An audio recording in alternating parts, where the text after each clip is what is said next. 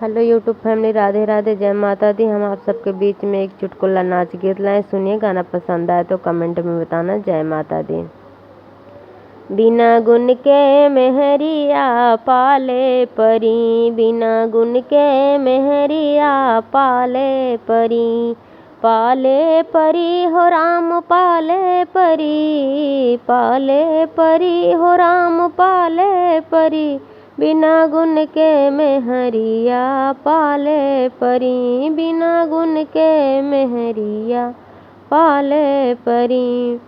बेटवा हमरे बिटिया हमरे, बेटवा हमरे बिटिया हमरे, कुकुरे के पेल्ला खेलावे चली, कुकुरे के पेल्ला खेलावे चली, बिना गुण के मेहरिया पाले परी, बिना गुण के मेहरिया पाले परी, पाले परी हो राम पाले परी, बिना गुण के मेहरिया पाले परी, बिना गुण के मेहरिया पाले परी।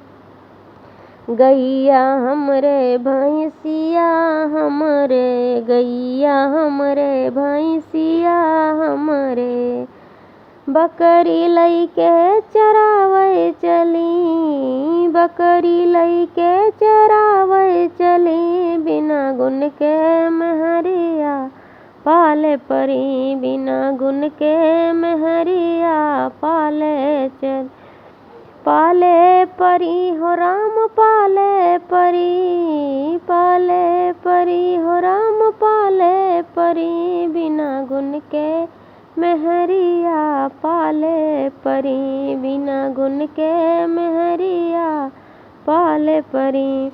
जोन्हरी हमरे बजड़ी हमरे, जोन्हरी हमरे बजड़ी हमरे, सरसौ लइके भुजावे चली, सरसौ लइके भुजावे चली, बिना गुण के मेहरिया पाले परी, बिना गुण के मेहरिया पाले परी, पाले परी हो राम पाले परी, पाले परी हो राम पाले परी, बिना गुण के मेहरिया पाले परी, बिना गुण के मेहरिया पाले परी।